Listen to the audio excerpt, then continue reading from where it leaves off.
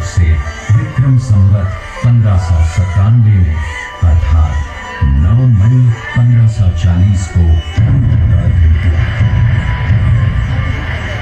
बाल्यकाल चित्तौड़गढ़ में गुजरा। सन 1567 में अकबर ने जब चित्तौड़गढ़ पर आक्रमण किया तो मेवाड़ के प्रमुख सरदारों और सेना नायकों के आग्रह पर महाराणा उदय सिंह जी ने चित्तौड़गढ़ छोड़ दिया। अपने देश, कुल, गौरव और मातृभूमि की मर्यादा के लिए प्राण न्योछावर करने वाले योद्धाओं और ललनाओं से प्रताप ने न केवल सीख ली बल्कि ये घटना उनके जीवन का आधार बन गई। अपने पिता के साथ दुर्गम पहाड़ों में रहने के बाद प्रताप ने गोगुंदा में अपना पड़ाव कायम किया। फरवरी 1572 को महाराणा उदय सिंह जी का देहांत हुआ।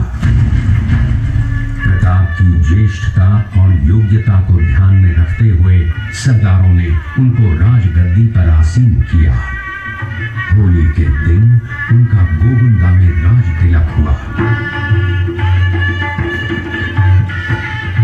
उस समय तक लगभग सभी राजाओं ने अकबर की अधीनता स्वीकार कर ली थी।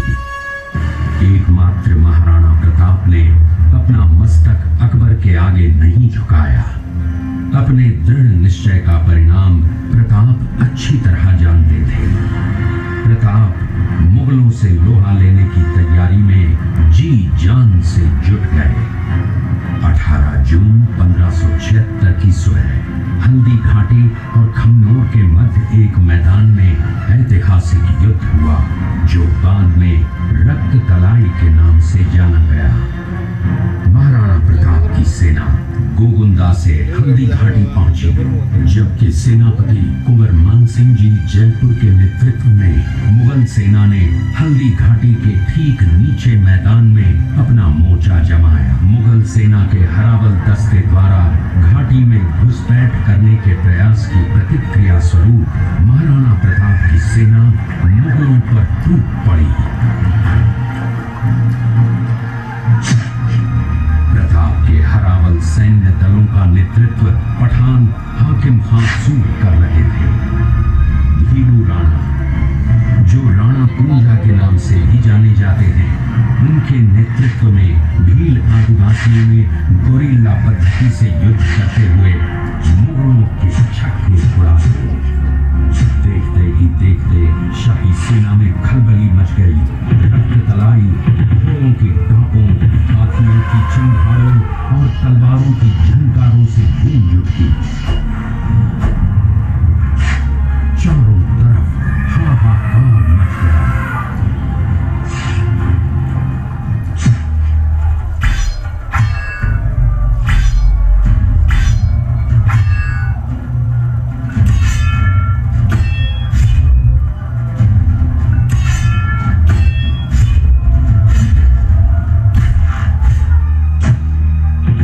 घटनाक्रम अचानक उस समय बदल गया जब प्रताप ने अपने घोड़े चेतक को एड़ लगाकर मान सिंह के हाथी पर चढ़ा दिया और उस पर भाले से भरपूर वार किया।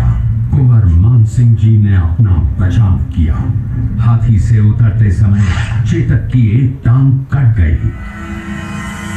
इस स्थिति को भांपकर महाराणा प्रताप के हमशक्ल सेनापति झालामान ने महाराणा प्रताप से आज्ञा लेकर उनका राजमुकुट धारण किया। मुगल सेना झालामान को महाराणा प्रताप समझकर उन पर टूट पड़ी और झालामान शहीद हो गए। उधर चेतक ने अपने स्वामी को 5 किलोमीटर तक 3 टांगों पर ही लेकर एक बरसाती नाले को पार किया। उसके पश्चात उसके प्राण पखेरु उड़ गए।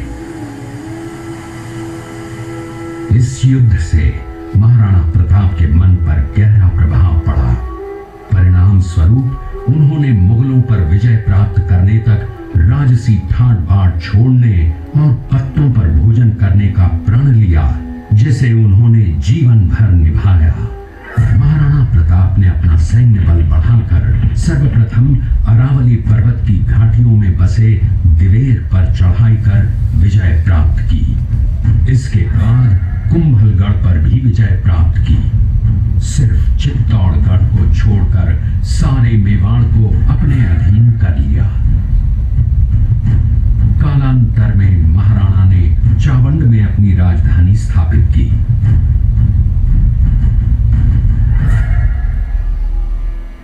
19 जनवरी 1597 को राणा प्रताप ने मात्र 57 वर्ष की आयु में इस संसार से प्रयाण किया।